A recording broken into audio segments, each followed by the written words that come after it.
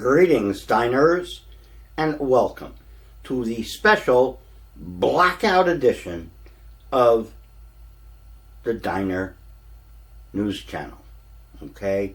And the Collapse Morning Wake-Up Call, which maybe I'll be able to upload this video tomorrow morning, because right now I can't, all right? I am working on my backup systems right now. The lighting that I've got running here, I'm running off of a bat, one of the bats from my cripple carts, with a small inverter. And the computer you see on here, that's also plugged into that inverter, because it doesn't actually use that much amperage. All right, it's 400 watt, and it's not, enormous.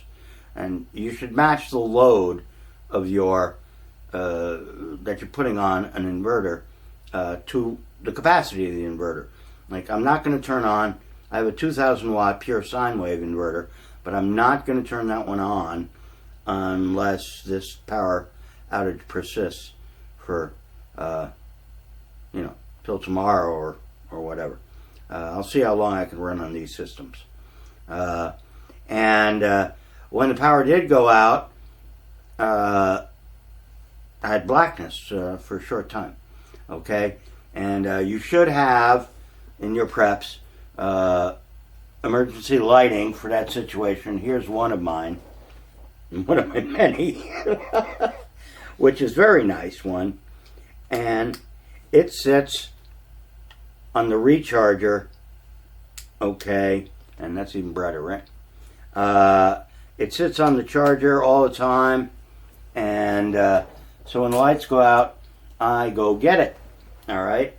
And I've got a flashlight. No, it's not in my pocket. No, where the fuck did I put it? Oh, there it is. I have a flashlight. This one is a small one that I usually keep in my pocket, but I forgot. Nah, there you go. Okay. For these situations. So you got the flashlight on hand. You go find your other lights, get them on, and then you have enough light to do what you need to do, which is basically a little bit of rewiring, because everything's usually plugged into the wall, right? A wall socket. So you've got to move the plug from the wall socket, or the power strip, or whatever, to the one that you have connected to your inverter. All right, and so it's a stepwise procedure that you do. And this gives me plenty of light and to work by, and my computer is up and running now, and my modem also on backup power. So I'm connected to the net right now pretty well. And that's important to me. I was down for quite some time over the weekend when my internet went out. And I had to use another backup system, which is my cell phone, okay? I can tether my laptop to the cell phone and use the wireless 4G connection when I lose my regular internet. So that kept me going through the weekend. And I am such a bad addict, and I have so many responsibilities too, to the diner, that I gotta have these backups, okay? And I would go nuts without them. I think my partner Surly put up a article about a teenager who was deprived of the internet for 6 hours or something, and kind of lost his cool. Well, if you're an old cripple, it's even worse than being a teenager, okay? When your internet goes out. I'm like, tethered to it. I'm, myself, besides cell phone. And, it's my gateway to the world, so to speak. So, anyway, I'm operational, and I'm not sure yet how long it'll last and how wide the outage is. It is at least my complex. I don't know if it's the whole valley or what, and I don't know the reason for it. And I tried to get in touch with the management company and with Matanuska Electric Association, which is a cooperative, and I had little success with that. So I'm on backups now, and I'm pretty good for a while. Heat-wise, my boiler is out, but I'm still getting gas to my stove. So if I turn on 2 burners, then it usually keeps the apartment reasonably warm, okay, and leave them on. And then as far as my refrigerator and all my frozen foods are concerned, since it's winter, midwinter here, it is currently minus 10 degrees Fahrenheit, which is really fucking cold. And so I put a dozen of my juice bottles that I save out on the porch to freeze, and then until the power comes on, I will rotate 4 of them or so into the fridge at a time, and that will keep it pretty cold, okay?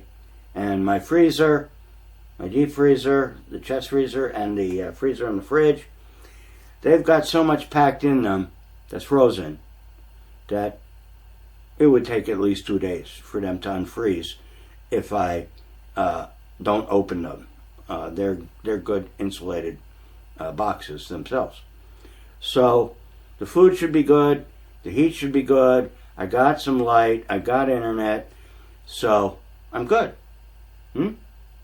And I do recommend, I do also have a generator to throw on if I need to, but I don't think I'll need to do that. I've never had a power outage here that lasted more than, I think the longest one was 6 hours. This one is already 4, okay? But I'm pretty sure I can go 2 days at least without firing up the Jenny. So I feel okay, you know? And it's good practice, okay? You know, things are going to go down, and it's not going to go down all at once. It's not going to be continuous at the beginning. You know, lights aren't all going to go off one day and never come back on. You're just going to get these longer and longer power outages, and you have to be prepared for them, you know. So I do recommend you do that. Besides the Jenny and the that's a generator, folks. Besides generator and battery power, you also need a lot of fucking extension cords. I'm the king of extension cords. I got so many of these things and so many lengths. Because you have to rewire, okay? So, you know, you can't always do that with all your stuff if you don't have the extension cords. So I advise you buy, you know, have at least a couple, 2, 3 of them around your house to be able to apply in a situation like this. All right. I can't think of a better kickoff to the 8th anniversary of the Doomstead Diner than a power outage like this, and the test of the preps that I have. And again, I encourage all of you to prep up. You're going to need it at some point. All right? And that's all the doom. This time, until the next time the fucking lights go out. Hasta la pasta, my friends.